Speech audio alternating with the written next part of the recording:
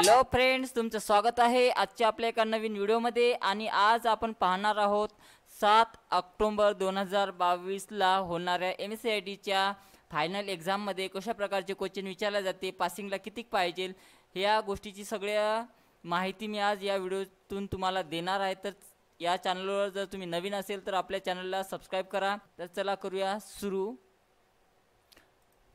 बघा मी एक्झाम लावता इथे.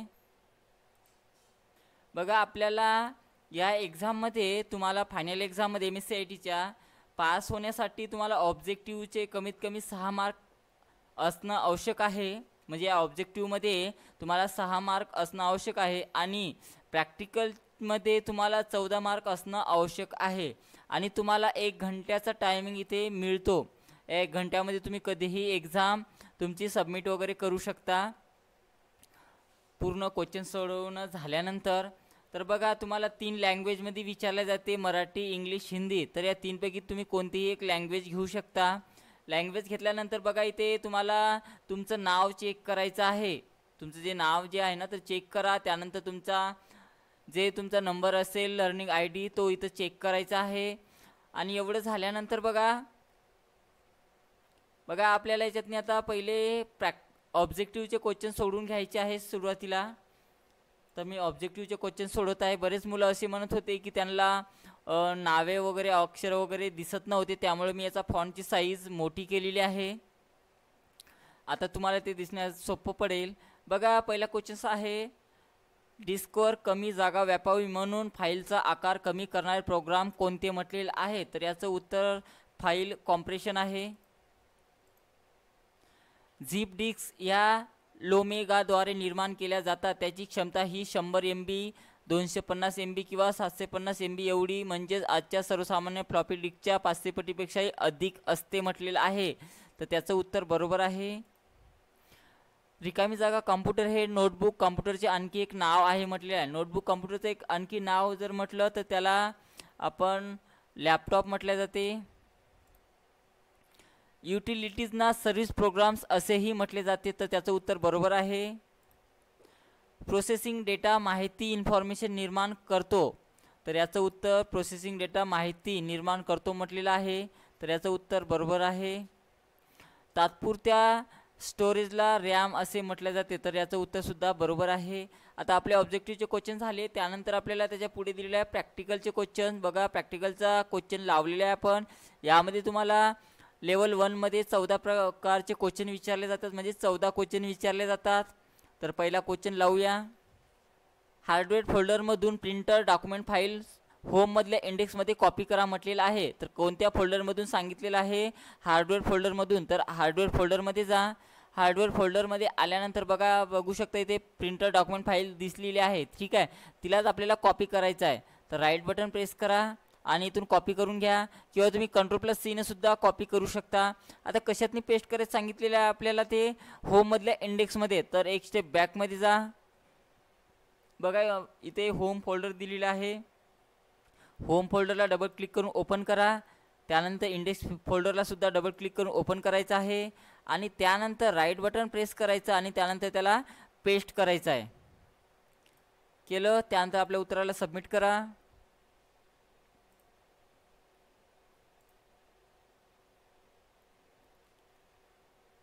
कलर फोल्डरमधून पिंक फाईल कॉपी करा म्हणते आणि स्टुडंट IDने असलेल्या फोल्डरमध्ये पेस्ट करा म्हटलेलं आहे.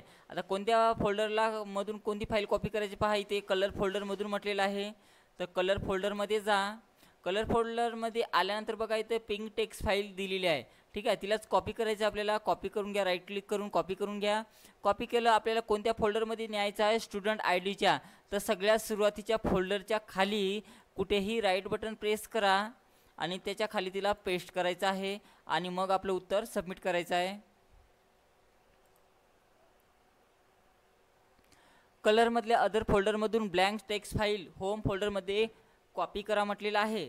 तर ठीक आहे, कलरमधल्या अदर फोल्डरमधून म्हणत आहे तर कलरमध्ये जा.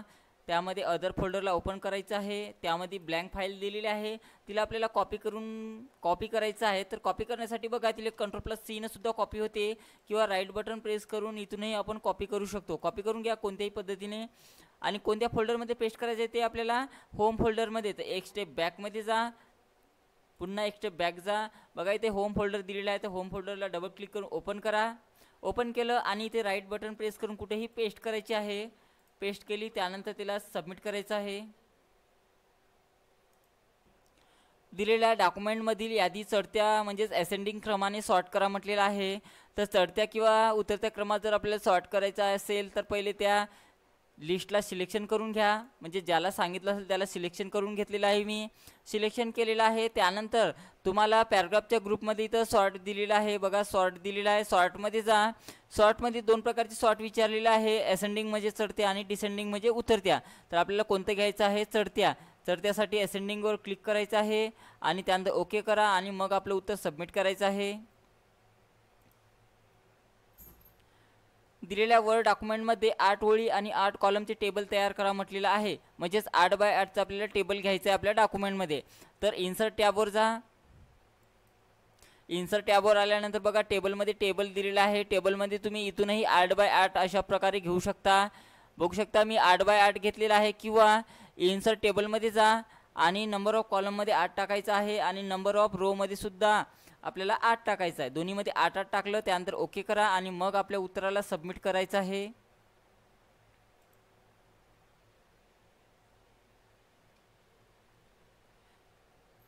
त्यानंतर आपल्याला पुन्हा टेबलच घ्यायचा आहे. बघा दिलेल्या डॉक्युमेंटमध्ये 3 रो आणि 8 कॉलमचं टेबल इन्सर्ट करा म्हटलेलं आहे.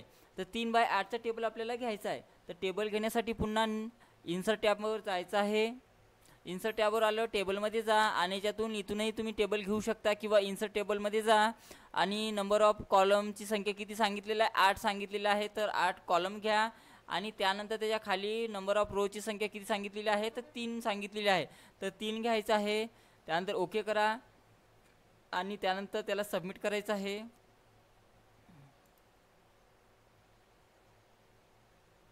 B11 या सेलला व्हर्टिकल टेक्स्ट रोटेशन अप्लाय करायचं आहे. B11ला म्हटलेलं आहे तर कॉलमचा B घ्या आणि रोचा 11 घ्यायचा आहे.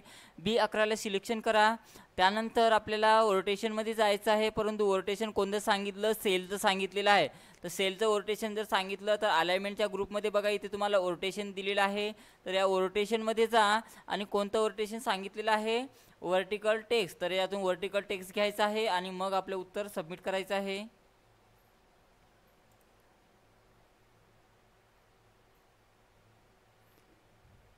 संडे या दिवसापासून सुरुवात होणारी सिरीज C15 ते C21 या सेल रेंजमध्ये ॲटोमॅटिकली फिल करा म्हटलेलं आहे. कोणत्या दिवसापासून म्हटलेलं आहे? संडे या दिवसापासून. कशात काढायची आहे? C15मध्ये.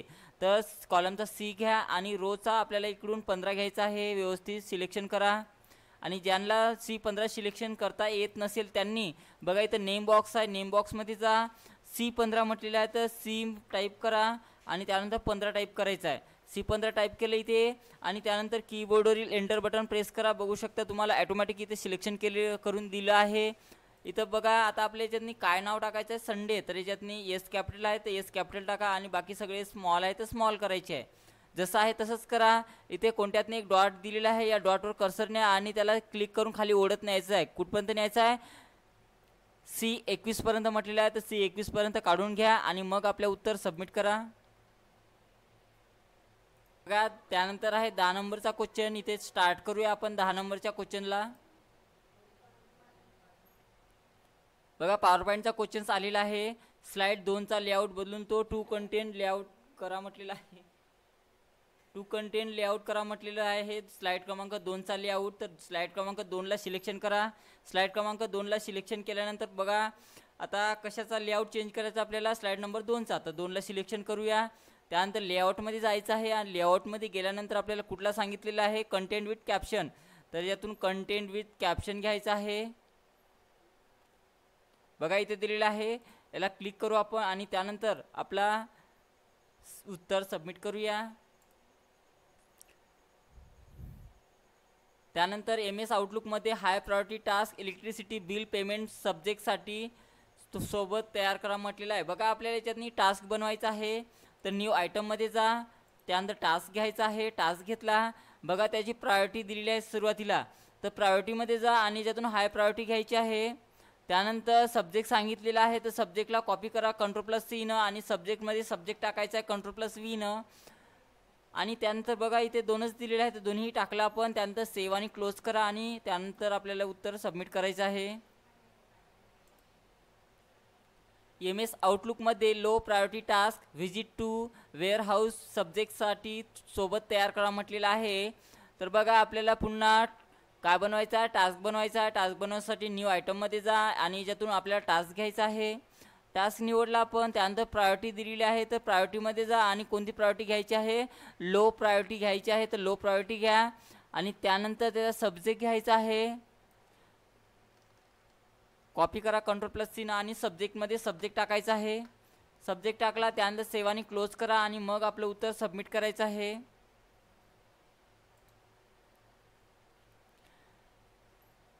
त्यानंतर विचारलेलं आहे www.gomaticacademy.com या वेबसाईटवर जा म्हणते आणि ते वेब पेज तुमच्या ब्राउझरचे होम पेज म्हणून सेट करायचं आहे. आता होम पेज म्हणून सेट करायचं आहे बघा. तर होम पेज सेट करण्यासाठी बघा काय म्हटलेलं आहे, पहिल्या वेबसाईटवर जा म्हटलेलं आहे.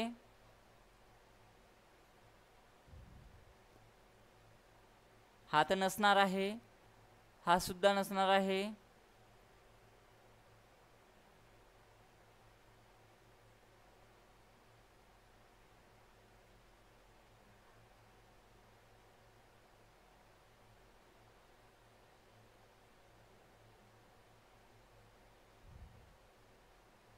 बघा याचं उत्तर 4 नंबरला असणार आहे. सॉरी 3 नंबरला असणार आहे. तर आपण 3 नंबरवर व्यवस्थित सिलेक्शन करायचं आहे आणि त्यानंतर सबमिट करा. त्यानंतर दिलेल्या वेब पेजमधून ग्लोबल वॉर्मिंगबद्दल माहिती पहा म्हटलेलं आहे.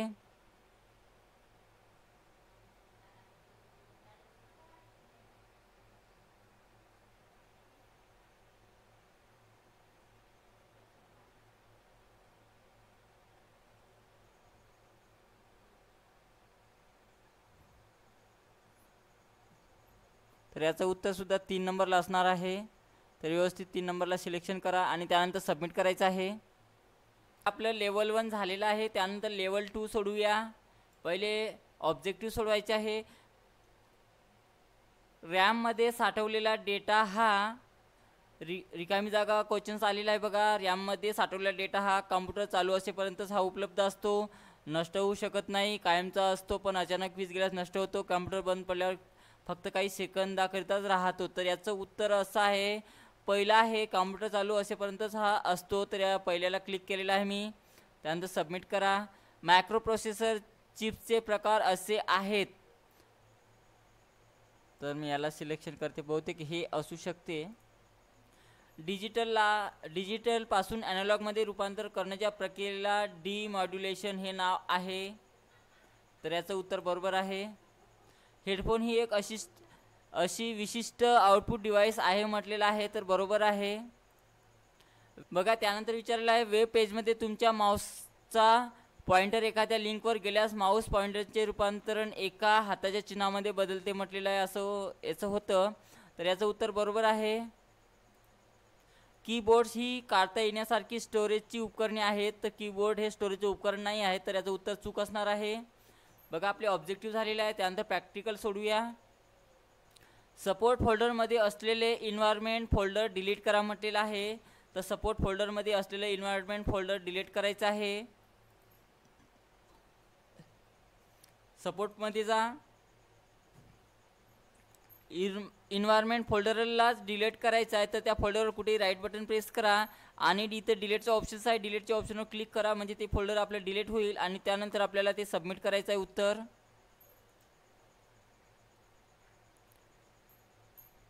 हार्डवेअर फोल्डरमधून माऊस फाईल हार्डवेअरमधल्या एरियामध्ये मूव्ह करायचं सांगितलेलं आहे. तर कुठून सांगितलेलं आहे, हार्डवेअर फोल्डरमधून. तर या हार्डवेअर फोल्डरवर क्लिक करा. क्लिक केलं त्यानंतर आपल्याला ते कशातून काढायचं आहे, हार्डवेअर फोल्डरमधून माऊस फाईल. बघा माऊस फाईलला सिलेक्शन करा. मूव्ह करण्यासाठी राईट बटन प्रेस करा आणि त्यानंतर इथून कट हा ऑप्शन वापरायचा आहे. किंवा तुम्ही शॉर्टकट की Ctrl+X सुद्धा वापरू शकता कट करण्यासाठी. मी इथून कट केलेलं आहे. आणि ते कशामध्ये मूव्ह करायचं सांगितलेलं आहे, हार्डवेअरमधल्या एरियामध्ये. बघा मी हार्डवेअर फोल्डरमध्येच आहे, त्यामध्ये एरिया फोल्डर आहे. त्याला ओपन करते मी डबल क्लिक करून आणि राईट क्लिक करून त्यातनी ते पेस्ट करायचं आहे.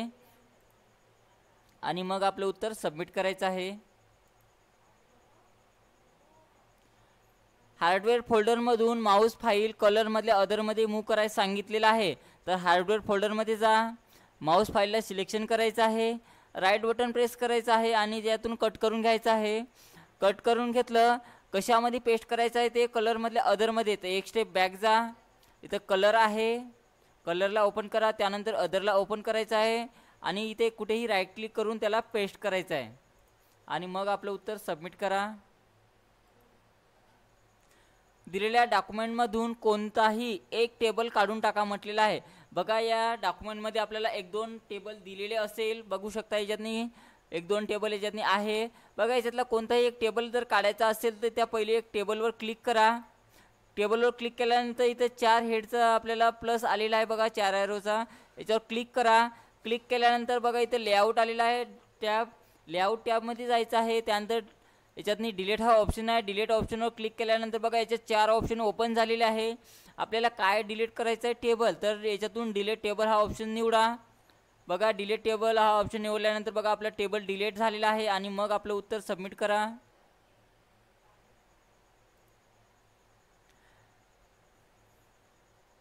दिलेल्या डॉक्युमेंटमध्ये 2 इमेजेस एकत्रित ग्रुप करून एकच ऑब्जेक्ट तयार करा म्हटलेलं आहे. बघा इथे 2 ऑब्जेक्ट दिलेले आहे, या दोन्ही ऑब्जेक्टला आपल्याला एका ग्रुपमध्ये कन्वर्ट करायचं आहे. तर या दोनपैकी कोणालाही एकाला सिलेक्शन करून घ्या.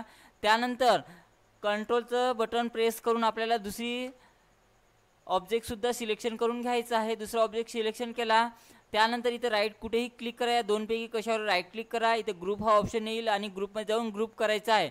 किंवा तुम्ही फॉर्मॅट टॅबमध्ये जा, त्यानंतर अरेंजच्या ग्रुपमध्ये इथं ग्रुप दिलेला आहे बघा, ग्रुपमध्ये जा आणि इथूनही तुम्ही ग्रुप करू शकता. बघा हा एक ऑब्जेक्ट तयार झालेला आहे आणि मग आपलं उत्तर सबमिट करा.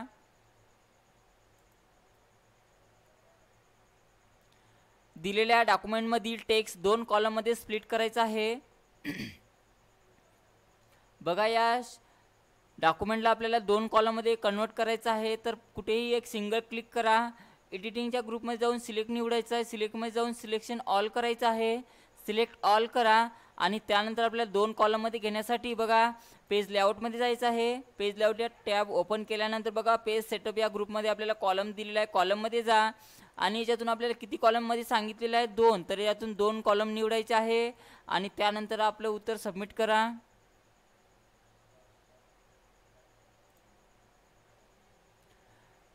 दिलेल्या स्प्रेडशीट फाईलमध्ये चार्ट 1 ही शीट ओपन करा आणि स्टाईल 7 ही चार्ट स्टाईल अप्लाय करा म्हटलेलं आहे. चार्टला स्टाईल द्यायची आहे बघा, कोणत्या चार्टला म्हटलेलं आहे, चार्ट 1 या शीटला सांगितलेलं आहे.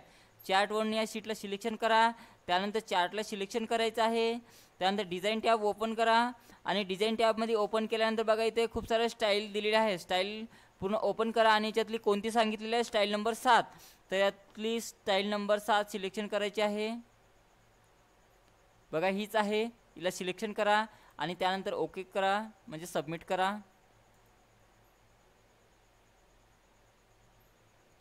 रिप्लेस ऑप्शनचा उपयोग करून सर्व प्राइसना कॉस्टमध्ये रिप्लेस करा म्हटलेलं आहे.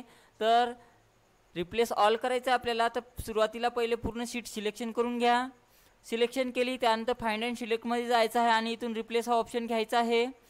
पहिल्या याच्यातनी कोणता शब्द सांगितलेला आहे, प्राइस, तर प्राइस जसा शब्द आहे तसा शब्द टाईप करायच्यातनी. बघा मी पहिले प्राइस नाव टाकलेलं आहे, त्याच्या जागी आपल्याला रिप्लेस विथमध्ये ते नाव टाकायचं आहे जे नाव आपल्याला त्याच्यातनी रिप्लेस करायचं आहे. तर मी दुसऱ्या याच्यातनी कॉस्ट शब्द टाकला आणि त्यानंतर रिप्लेस ऑल करा, त्यानंतर ओके करा, त्यानंतर क्लोज करा आणि मग आपलं उत्तर सबमिट करायचं आहे. दिलेल्या प्रेझेंटेशनमध्ये प्रत्येक स्लाईडमध्ये ॲक्शन बटन, नेक्स्ट आणि फॉरवर्ड समावेश करा म्हटलेलं आहे. प्रत्येक स्लाईडमध्येच नेक्स्ट आणि फॉरवर्ड बटन घ्यायचं आहे आपल्याला. तर पहिल्या स्लाईडवर जा, त्यानंतर आपल्याला तो नेक्स्ट आणि फॉरवर्ड हे बटन कशामध्ये मिळेल, शेपमध्ये मिळणार आहे. तर तुम्ही इथूनही शेप्स घेऊ शकता, बघा याच्यातूनही घेऊ शकता किंवा इन्सर्टमध्ये जा, इलिस्ट्रेशन या ग्रुपमध्ये सुद्धा तुम्हाला शेप्स मिळेल, याच्यातून सुद्धा तुम्ही घेऊ शकता. बघा सगळ्यात खाली ॲक्शन बटन दिले आहे, बघा ॲक्शन बटन दिलेलं आहे. तर आपल्याला याच्यातलं नेक्स्ट आणि फॉरवर्ड घ्यायचं आहे. बघा इथे नेक्स्ट आणि फॉरवर्ड याला म्हटलं ते तिथून घ्यायचं आणि इथून ड्रॅग करून त्याला काढायचं आहे. बघा काढल्यानंतर याला ओके करा आणि त्यानंतर काय म्हटलेलं आहे, प्रत्येक स्लाईडमध्येच घ्यायचं आहे. तर यालाच Ctrl+C न कॉपी करून घ्या आणि दुसऱ्या स्लाईडमध्ये जाऊन त्याला पेस्ट करायचं आहे. बघू शकता दुसऱ्या स्लाईडमध्ये आलेलं आहे, दोन्ही स्लाईडमध्ये आलं. आणि मग आपलं उत्तर सबमिट करा.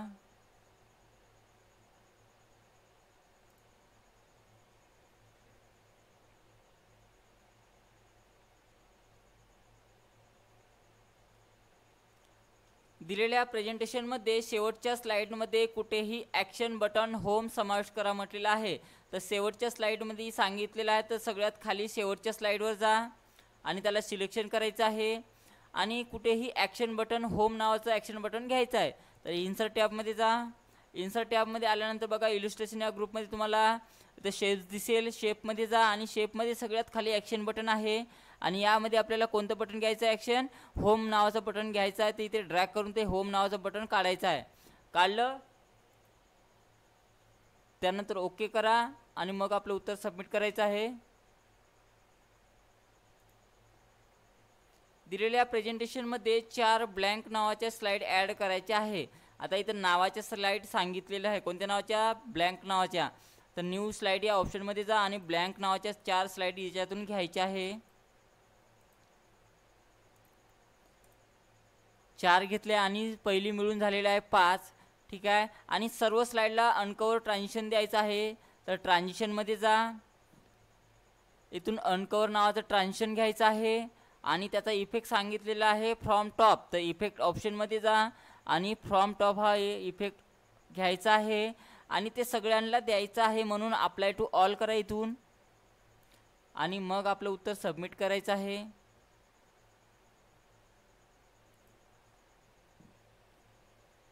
खालील माहिती अनुसार नवीन कॉन्टॅक्ट तयार करा. नाव दिलेलं आहे, कंपनीचं नाव दिलेलं आहे आणि जॉब टायटल दिलेलं आहे. तर या सगळ्यांचा वापर करून आपल्याला नवीन कॉन्टॅक्ट बनवायचा आहे. तर न्यू आयटममध्ये जा, कॉन्टॅक्टमध्ये जायचं आहे. कॉन्टॅक्टमध्ये या, बघा इथे फॉर्मसारखं आलेलं आहे आणि ते फॉर्म आपल्याला फिलअप करायचं आहे. जे जे दिलं असेल ते बघा इथे नाव दिलेलं आहे. तर मी Ctrl+C न नाव कॉपी करते आणि फुल नेमच्या समोर ते नाव मी पेस्ट करत आहे Ctrl+V न. त्यानंतर कंपनीचं सुद्धा नाव दिलेलं आहे, तर कंपनीचं नावसुद्धा मी कॉपी करत आहे आणि कंपनीच्या पुढं कंपनीचं नाव टाकलं. त्यानंतर जॉब टायटल दिलेलं आहे, तर जॉब टायटलसुद्धा मी कॉपी करायचं आहे Ctrl+C न आणि जॉब टायटलच्या पुढं जॉब टायटल टाकायचं आहे. टाकलं आणि त्यानंतर सेव्ह आणि क्लोज करा आणि मग आपलं उत्तर सबमिट करायचं आहे.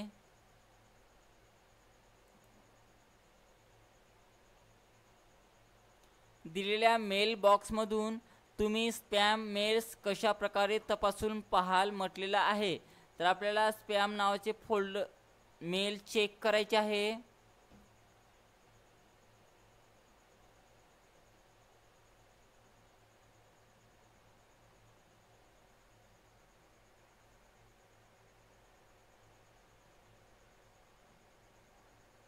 तर याचं उत्तर हेच झालेलं आहे. मला वाटतं 1 नंबर आहे. लॉग इन करून मेलबॉक्स ओपन करा.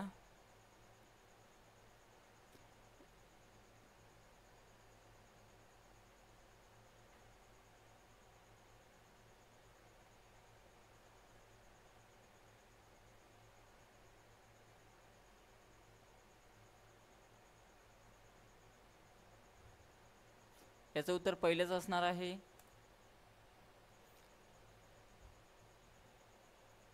बघा लेवल 2 झालेलं आहे आपले. त्यानंतर लेवल 3 लावायचं आहे आपल्याला. बघा त्यामध्ये ऑब्जेक्टिव्ह आहे, वेब पेज डिझाईन करताना वापरली जाणारी स्क्रिप्ट लँग्वेज पुढील प्रमाणे आहे म्हटलेलं आहे. तर याचं उत्तर HTML असणार आहे.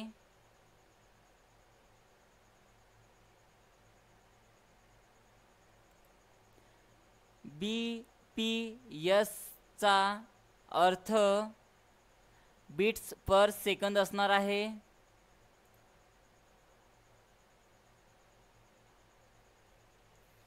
तुम्हाला डेस्कटॉप बॅकग्राऊंडचे पिक्चर्स, विंडोजचे रंग आणि साऊंड्स म्हणजे आवाज एकाच वेळी बदलायचे असतील तर कोणत्या पर्यायावर तुम्ही क्लिक करा म्हटलेलं आहे. तर याचं उत्तर आहे थीम. बघूया चेक करून. बघा याचं उत्तर थीम आहे. तर थीमवर क्लिक करते मी आणि त्यानंतर सबमिट करायचं आहे. आणि त्यानंतर जे आपले शेवटचे 7 प्रश्न राहिलेले आहे प्रॅक्टिकलचे ते पहा. दिलेल्या फोल्डरमध्ये सर्च इंजिन टेक्स्ट फाईल शोधा, ती ओपन करा आणि त्या फाईलमधील सर्व टेक्स्ट डिलीट करा आणि फाईल सेव्ह करा आणि फाईल बंद करायचं आहे. तर बघा दिलेल्या फोल्डरमधून म्हणत आहे तर दिलेल्या फोल्डरला डबल क्लिक करून ओपन करायचं आहे. त्यानंतर सर्च इंजिन टेक्स्ट फाईल शोधायची आहे, हिला डबल क्लिक करून ओपन करा. बघा दिसल्यानंतर आपल्याला ती ओपन केली मी. त्या फाईलमध्ये सर्व टेक्स्ट डिलीट करायचे आहे तर त्या फाईलवर कुठे एक सिंगल क्लिक करा, Ctrl+A न ऑल सिलेक्शन करा आणि बॅक बटनानं किंवा डिलीटच्या बटनानं डिलीट करा. बघू शकता पूर्ण डिलीट झालेलं आहे. त्यानंतर त्या फाईलला सेव्ह करायचं आहे तर फाईलमध्ये जा, इथं सेव्ह ऑप्शन आहे, सेव्ह करा आणि फाईलला बंद करायचं आहे तर फाईलला इथून बंद करायचं आहे आणि मग आपलं उत्तर सबमिट करायचं आहे.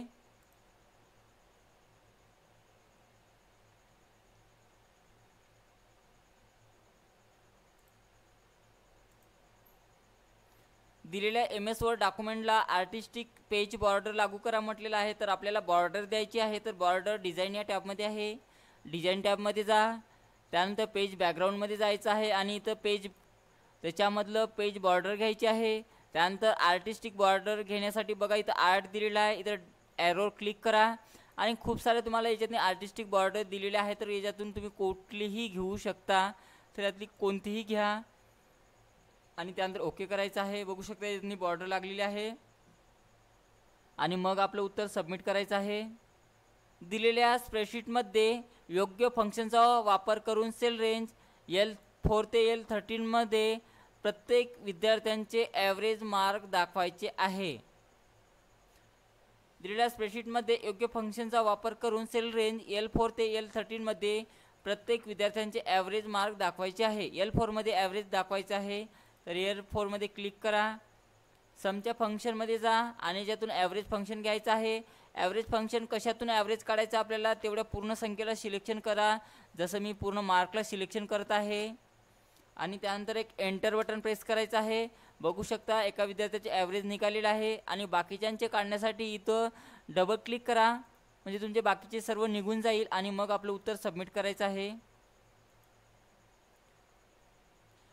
योग्य फंक्शनचा उपयोग करून पहिल्या विद्यार्थ्यांचे टोटल मार्क्स सेल L2 मध्ये कॅल्क्युलेट करा आणि तोच फॉर्म्युला सेल रेंज L3 ते L21 मध्ये रेप्लिकेट करा म्हटलेलं आहे. तर ठीक आहे, पहिले टोटल आपल्याला काढायचं आहे L2 मध्ये. तर कॉलमचा L घ्या आणि रोचा 2 घ्यायचा आहे. बघा इथे L2 सिलेक्शन केलेला आहे. आपल्याला काय काढायचं आहे टोटल मार्क. तर टोटल मार्क काढण्यासाठी ॲटोसम जरी घेतलं तरी चालेल. मी ॲटोसम घेतलेला आहे. पूर्ण मार्क सिलेक्शन करत न्यायचे आहे जेवढे मार्क आहे तेवढे आणि मग एक एंटर करा. बघा इथे टोटल आलेला आहे, एक टोटल आलेला आहे तर बाकीच्यांचं काढण्यासाठी इथे डबल क्लिक करायचं आहे. बघू शकता तुम्ही बाकीच्यांचेही मार्क काढलेले आहे आणि त्यानंतर त्याला सबमिट करायचं आहे.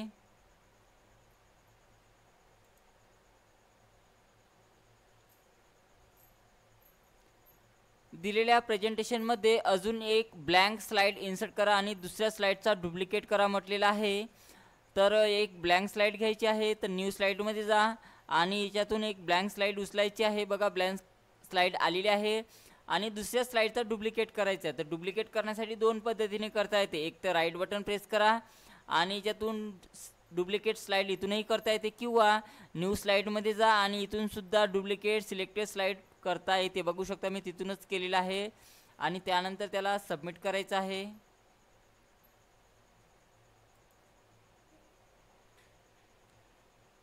बघा त्यानंतर आपल्याला 3 अपॉइंटमेंट सेट करायचे आहे. बघा कॅलेंडरमध्ये 15 नोव्हेंबर 2009 ला मीटिंग ऑफ स्टाफ सकाळी 8 वाजता, मीटिंग विथ प्रेसिडेंट सकाळी 10 वाजता आणि मीटिंग विथ प्रिन्सिपल दुपारी 12 वाजता अशा आपल्याला 3 अपॉइंटमेंट सेट करायच्या आहे एकाच दिवसाच्या.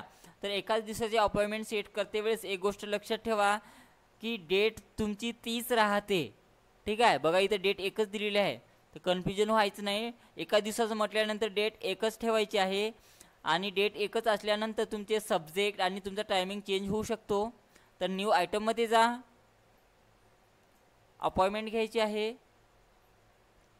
अपॉइंटमेंट घेतली. बघा इथं डेट दिलेली आहे सुरुवातीला, तर डेट मी कॉपी करून घेत आहे आणि याच्यातनी टाकत आहे. Ctrl+V न सुद्धा टाकू शकतो आपण किंवा इथून सुद्धा तुम्ही ॲडजस्ट करून घेऊ शकता. त्यानंतर त्याचा सब्जेक्ट जो दिलेला आहे तो सब्जेक्टमध्येच टाईप करा. बघा आता त्याच्या पुढं सब्जेक्ट नाव कुठेही मेन्शन केलेलं नाही, परंतु त्याला सब्जेक्टमध्येच टाकायचं, कारण सब्जेक्टशिवाय अपॉइंटमेंट आपण बनवू शकत नाही. ठीक आहे. तर सब्जेक्टमध्ये मी सब्जेक्ट टाकला सकाळी 8 वाजता म्हटलेलं आहे, तर सकाळचे 8 जर म्हटलं तर 8 AM घ्या. बघा इथे 8 AM आलेलं आहे आणि त्यानंतर सेव्ह आणि क्लोज करायचं आहे. बघू शकता आपली एक अपॉइंटमेंट बनलेली आहे. आता आपल्याला दुसरी अपॉइंटमेंट बनवायची आहे, तर न्यू आयटमवर क्लिक करा. पुन्हा अपॉइंटमेंट घ्या. डेट 30 ठेवायची आहे. डेट टाकली मी 30. त्यानंतर जो दुसरा सब्जेक्ट आहे तो दुसरा सब्जेक्ट मी कॉपी करत आहे. कॉपी करून घ्या दुसरा सब्जेक्ट आणि दुसरा सब्जेक्ट दुसऱ्यामध्ये टाका, म्हणजे सब्जेक्टमध्ये टाका. आणि सकाळी 10 म्हटलेलं आहे, तर सकाळचे 10 साठी 10 AM घ्यायचं आहे. इथून बघा आपण डेट टाकली, टायमिंग टाकला आणि त्यानंतर सब्जेक्ट टाकला आणि त्यानंतर सेव्ह आणि क्लोज करा. बघा आपल्या 2 अपॉइंटमेंट झालेले आहे. तिसरी अपॉइंटमेंट बनवण्यासाठी पुन्हा न्यू आयटममध्ये जा, अपॉइंटमेंट घ्या.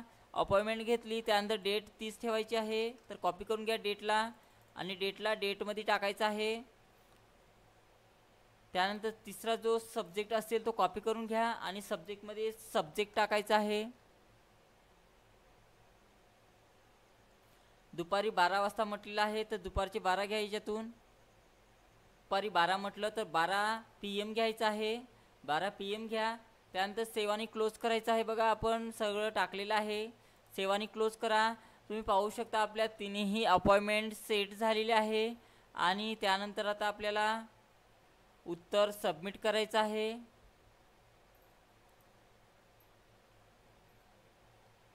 आणि सगळ्यात शेवटचा क्वेश्चन आलेला आहे बघा. दिलेल्या वेब पेजमध्ये mymail@hotmail.com ईमेल आणि त्याचा पासवर्ड वापरून साइन इन करायचा आहे.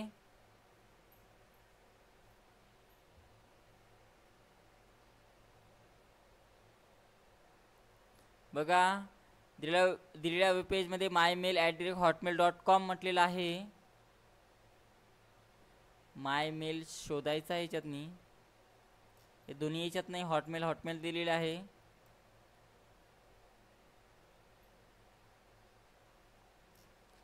तिन्ही याच्यातनी हॉटमेलच दिलेलं आहे आपल्याला. mymail@hotmail.com वर म्हटलेलं आहे.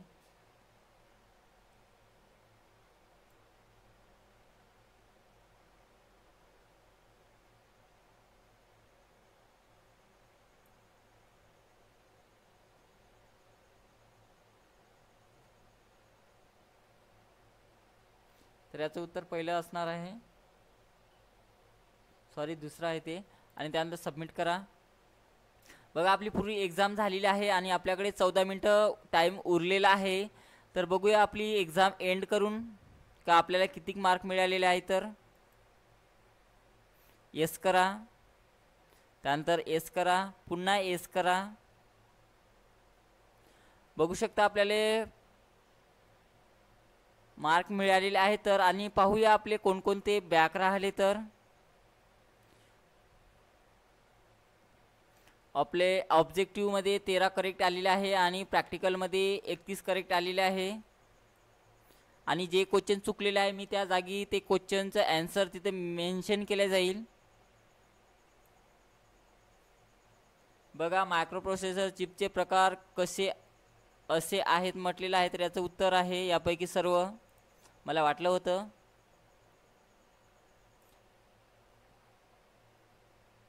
याचं उत्तर चूक आहे दुसऱ्याचं.